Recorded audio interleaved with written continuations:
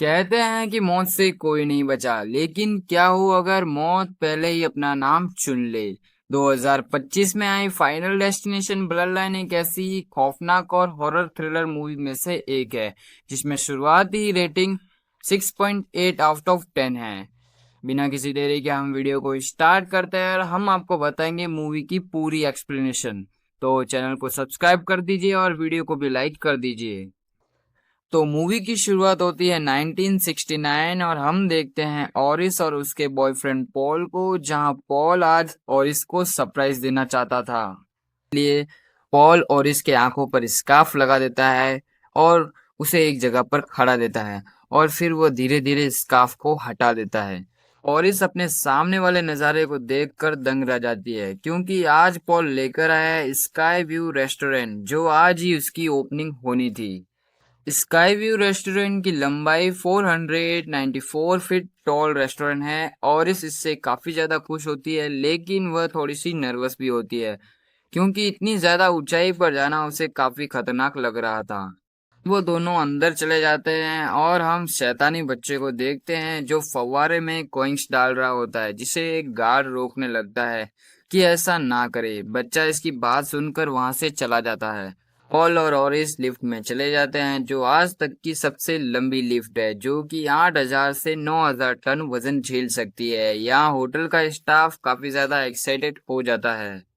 Man को देखकर हम समझ ही पाते हैं कि उसकी खुशी का कोई ठिकाना ही नहीं है। अब वो आगे यह भी कहता है कि यह रेस्टोरेंट अपने निर्धारित समय से 5 महीने पहले तैयार हो गया।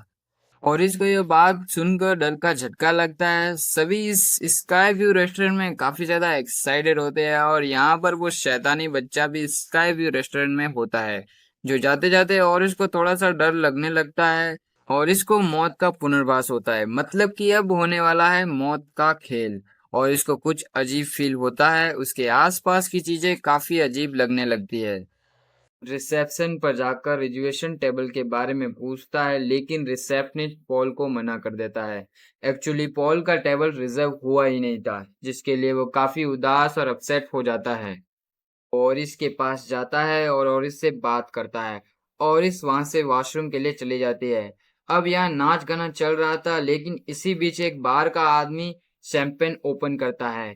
इसका कैप ऊपर लगे झूमर पर लग जाता है और उससे झूमर का कांच का टुकड़ा नीचे गिर जाता है। अब यहाँ सभी डांस कर रहे होते हैं और स्काई व्यू रेस्टोरेंट का बीच वाला पार्ट ग्लास का बना होता है। इससे पहले हमने देखा कि झूमर का एक पीस नीचे गिरता है, जिसके कारण स्काई व्यू रेस्टोरेंट के बीच वाले फ्लोर में क्रैक पड़ जाता है। नीचे लगे जॉइंट्स पार्ट जो ज्यादा वजन होने के कारण पॉइंट्स हिल रहे होते हैं। सिंगर अपने बेटे से बात कर रही होती है, तभी ऑरिस वहां आ जाती है और उसकी तबीयत खराब होती है। तभी सिंगर ऑरिस से पूछती है कि वह प्रेग्नेंट लग रही है, तो कितने महीने हुए हैं। ऑरिस कहती है कि 3 महीने हो चुके हैं, लेकिन यह बात उसके बॉयफ्रेंड पॉल को पता नहीं थी। अब ऑरिस पॉल के पास आती है। पॉल उसे स्काई व्यू रेस्टोरेंट के ओपन स्पेस में लेकर जाता है और बातों ही बातों में ऑरिस को शादी के लिए प्रपोज कर देता है और इसे बात सुनकर काफी ज्यादा खुश हो जाती है। बस उसे प्रेगनेंसी वाली बात भी बोल देती है। जैसा वह सोच रही थी उसका उल्टा हो जाता है कि पॉल ऑरिस से काफी ज्यादा खुश होता है और उसे एक रिंग पहनाता है, जो कि उसकी अंगुली में फिट नहीं बैठ रही थी, लेकिन फिर भी ऑरिस उसे पहन लेती है। वहां पर उसी शैतानी बच्चे को देखते हैं जो कि नीचे कॉइंस फेंक रहा होता है, जिसे एक गार्ड रोकता है कि ऐसा बिल्कुल मत करे, लेकिन वो बच्चा उसकी बात नहीं मानता और कॉइंस फेंकता रहता है कि हवा के प्रेशर से कॉइंस फैन में अटक जाता है। खैर यहाँ ऑरिस और पॉल बाकी सभी डांस करने में मस्त होते हैं और यहाँ क्रैक बढ़ता जाता है और वो सिक्का फैन से निकलकर कहीं और चला जाता है और अब यहाँ गैस भी लीक होने लगती है। तभी औरस को वहां मौत का आभास होता है और वो पीछे हटने लगती है, जिसके बाद ग्लास टूट जाता है और कई सारे लोग इतनी ऊंचाई से नीचे गिरने लगते हैं। अब ऑरिस पॉल को बचाने की पूरी कोशिश करती है, लेकिन पॉल भी नीचे गिरकर मर जाता है। यहाँ पर बिल्डिंग जॉइंट्स भी टूट जाते हैं। जहां पर गैस लीक हो रही होती है वहां पर भी आग लग जाती है, जिससे एक लेडी आग में जल जाती है और वो भाग रही होती है। अब ये आग भयानक रूप में फैल गई थी। आग लगने से पहले वो सिंगर अपने बेटे को बॉक्स में रखकर सुरक्षित कर देती है और चारों तरफ आग फैल चुकी थी। अब बिल्डिंग के जॉइंट्स भी टूट जाते हैं और बिल्डिंग एक तरफ से बैंड हो जाती है, जिससे बहुत सारे लोग नीचे गिरते हैं, लेकिन वो विंडो ग्लास से बच जाते हैं। वो सिक्का झूमर पर आकर गिरता है और वो झूमर से सीधा पियानो पर गिरता है। पियानो एक साइड से झुक जाता है, जिसके कारण वो विंडो से जाकर टकराता है, जिससे कई सारे लोगों की जान ले लेता है। कुछ लोगों ने लिफ्ट से भागने की कोशिश करते हैं, लेकिन लिफ्ट इतना वजन झेल नहीं पाती, जिसकी वजह से लिफ्ट टूट जाती है, जिसके चलते बहुत सारे लोग फंसकर खत्म हो जाते हैं। कुछ लोग सीढ़ियों से अपनी जान बचाकर भागने की कोशिश करते हैं, लेकिन वो भी आधी टूट जाती है। लेकिन वो कोइंग वाला बच्चा बचा हुआ था, जो सीढ़ियों से नीचे आ जाता है और बहुत ही खुश होता है कि वो बच गया, लेकिन वो पियानो उसके ऊपर गिरकर उसकी खुशी को हमेशा के लिए शांत कर देता है। वो औरत अकेली बची होती है और उसके साथ सिंगर का बेटा भी होता है। वह दोनों ही बचने की पूरी कोशिश करते हैं। वह दोनों फिसल कर लटक जाते हैं। अब वह दोनों भी नीचे गिरकर मर जाते हैं। यही फाइनल डेस्टिनेशन ब्लड लाइन का इंट्रोडक्शन था। मेरे हिसाब से स्टार्ट ही इतना तगड़ा हुआ है, तो आगे क्या कहना। आगे हम स्टेफनी नाम की लड़की को देखते हैं, जिसे आयरस के साथ भयानक सपने बार बार आते रहते हैं, जिससे वो बहुत ही ज्यादा परेशान हो गई थी। अब वो अपने सपने के बारे में फ्रेंड को बताती है। वो कहती है कि आयरस उसकी ग्रैंड मदर है, जिसे उसने पहले कभी नहीं देखा। फिर भी उसके सपने क्यों दिखाई दे रहे हैं? के मन में काफी सारे सवाल होते हैं और उनका जवाब ढूंढने के लिए वो अपने पिता के घर चली जाती है, जहाँ पर उसके पिता और उसका भाई चार्ली मिलते हैं। यहाँ स्टेफनी अपनी माँ, मतलब कि आइरस की डॉटर डार्लिंग, उसे 10 साल की उम्र में छोड़कर कहीं चली गई थी। अब स्टेफनी अपने फादर से आइरस के बारे में बात करने की कोशिश करती है, लेकिन उसके फादर उसे ज्यादा कुछ नहीं बताते। अब स्टेफनी अपने भाई के साथ अपने मामा के घर चली जाती है और बाकी सभी कजन भाइयों से मिलती है। वो अपने मामा से बात करती है, आइरिस के उस हादसे के बारे में पूछती है। वो बताते हैं कि ऐसा कोई हादसा हुआ ही नहीं था। तो हमने शुरुआत में जो देखा था, तो वो क्या था फिर? वो बताते हैं कि वो आइरिस पागल हो गई थी, जिससे वो खुद को और बाकी सभी लोगों को कैद करना शुरू कर दिया था, जिसकी वजह से उनके बच्चों ने उसे अलग कर दिया है, जिसके बाद सब ने उससे रिश्ता ही खत्म कर लिया है। लेकिन वह अभी भी जिंदा है। वो कहते हैं कि आइरिस के बारे में बात ना करें और उससे दूर रहें। लेकिन स्टेफनी के पास बहुत सारे सवाल थे, तो इसलिए वो नहीं मानती और वो अपने ग्रैंड मदर के पास चली जाती है।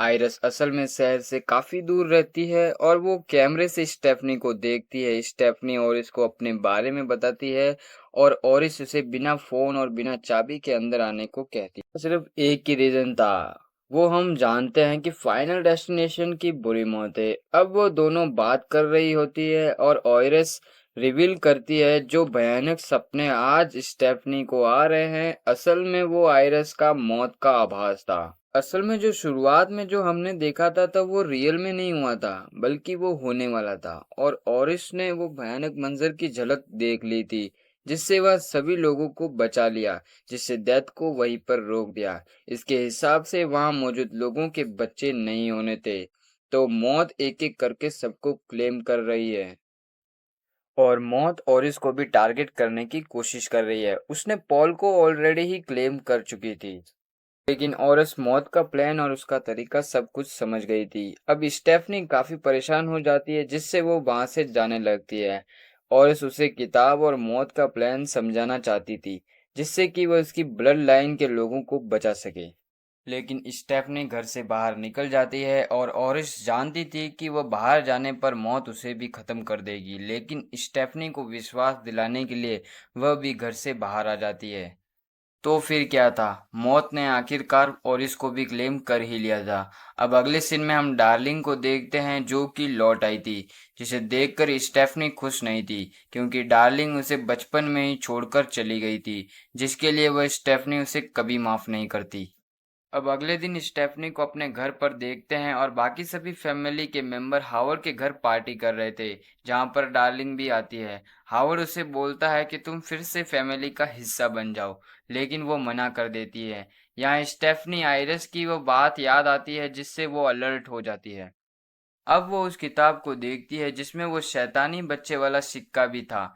इस किताब में सारी डिटेल थी कि कौन किस चीज से अपनी जान को गवा देता है, और यहाँ पर एक प्लेन भी था और फाइनल डेस्टिनेशन की शुरुआत यहाँ से ही हुई थी। यहाँ सभी की मौतों की न्यूज़पेपर छपी हुई थी और स्टेफनी इसे कवर कर रही थी।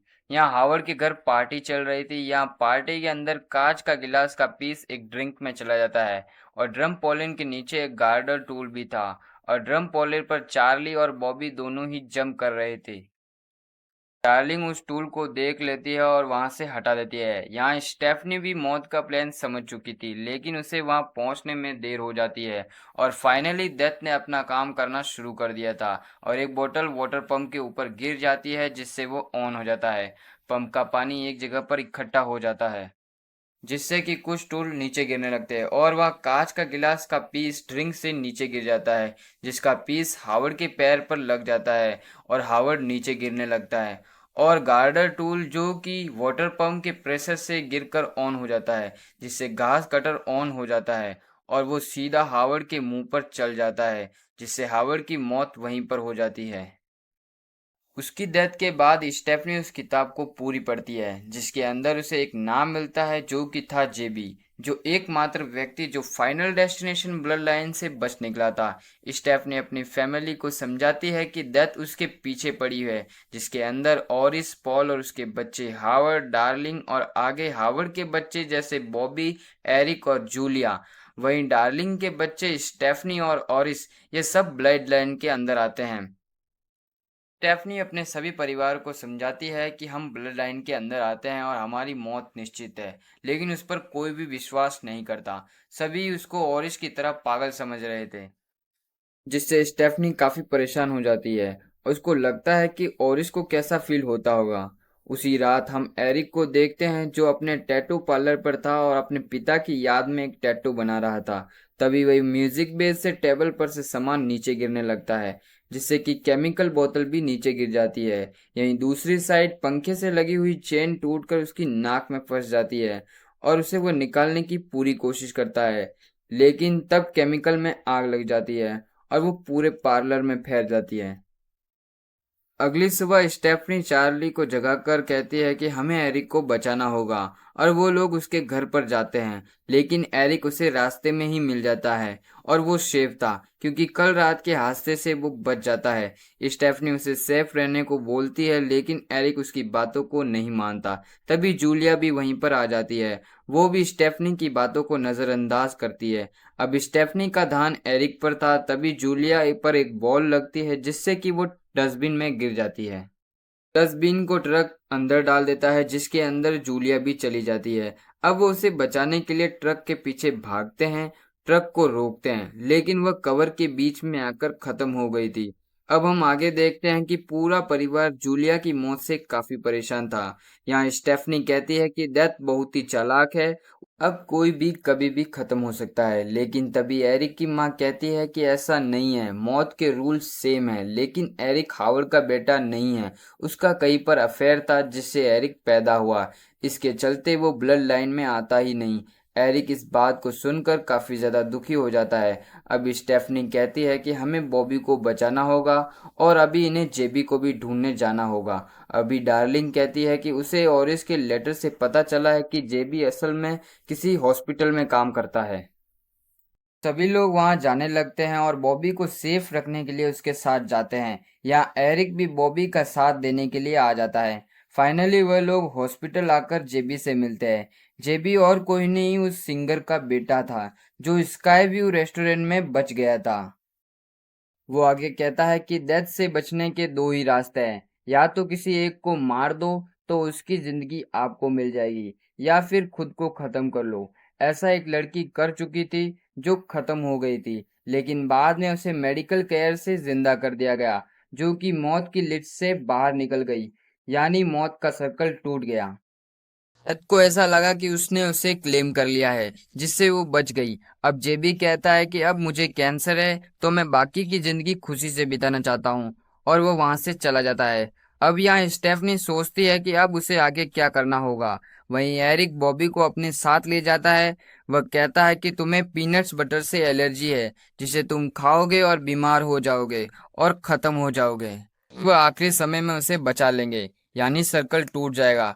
फिर वे पीनट्स बटर लेते हैं, लेकिन वो मशीन में फंस जाता है, जिससे एरिक गुस्सा हो जाता है। वह गुस्से में मशीन को टेढ़ा कर देता है और बिस्किट बाहर आ जाता है, और उसके साथ साथ एक स्प्रिंग भी बाहर आ जाती है। अब ये दोनों सामने मौजूद एमआरआई के रूम में चले जाते हैं। यहाँ पर मशीन ऑन होने से मैग्नेटिक फील्ड धीरे धीरे तेज होने लगता है, जिससे एरिक की बॉडी के पियरिंग्स खींचने लगते हैं, और बॉबी के पीछे एक चेयर भी थी, वो भी मशीन की ओर आती है, जिससे एरिक की मौत हो जाती है।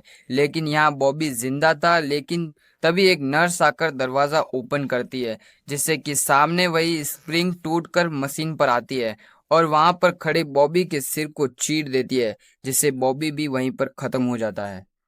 यहाँ स्टेफनी और डार्लिन बहुत ही ज्यादा परेशान हो जाते हैं, क्योंकि डेथ को ट्रेस करने से चीजें और भी खराब हो जाती है। यहाँ डार्लिन कहती है कि वह ओरिस वाले कैबिन में रहेगी, जहाँ ओरिस भी सेफ थी, तो वो वहीं पर भी रह सकती है। अब उसके जाने के बाद हम उस कॉइन को देखते हैं, जो कि वहां पर गिर जाता है, जिसे एक औरत अपने पास रख लेती है। आखिरकार वो उस जगह पर पहुंच ही गए, लेकिन वो कैबिन लॉक्ड हो रखा था। तो स्टेफनी उस कैबिन लॉक को तोड़कर अंदर चली जाती है, लेकिन स्टेफनी सीट बेल्ट के अंदर अटक जाती है और डार्लिंग को कहती है कि तुम अंदर जाओ। अंदर एक पिन टूटकर गिर जाती है, जो कि सिलेंडर को ऑन कर देती है, और बहुत ही बड़ा ब्लास्ट हो जाता है। तेज ब्लास्ट से एक ट्रक पानी के अंदर गिर जाता है, जिससे स्टेफनी डूबने लगती है। यहाँ डार्लिंग पर एक पिलर गिरने से उसकी भी मौत हो जाती है, और यहाँ पर चार्ली स्टेफनी को बचाने जाता है, जो कि बेहोश हो गई थी। वह उसे होश में लेकर आता है। चार्ली कहता है कि तुम अभी मर चुकी थी, मैंने तुम्हें जिंदा कर दिया है, मतलब कि डेथ का सर्कल टूट गया है। अगले दिन चार्ली अपने डैड के घर पर जाता है, यहाँ स्टेफनी भी साथ ही होती है। अब हम उसी औरत को देखते हैं जिससे वो सिक्का उठाया था। वो लेडी कुछ सामान ले रही थी, तभी वो सिक्का उसके हाथ से फिसलकर रेलवे ट्रैक में अटक जाता है। यानी डेथ का सर्कल टूटा नहीं था। यहाँ पर स्टेफनी और चार्ली डॉक्टर से मिलते हैं, जो कि उन्हें बताते हैं कि स्टेफनी उस दिन मरी नहीं थी, बल्कि वो बेहोश हो गई थी, जिससे वो सुनकर दोनों ही परेशान हो जाते हैं। यानी कि खत्म होने का मतलब होता है कि दिल की धड़कन रुक जाना, सांसें रुक जाना, और उसके बाद उस जिंदा करना, तब उसे माना जाता है कि वो खत्म हो गई थी, जिसके चलते वो बहुत ही ज्यादा परेशान हो जाते हैं।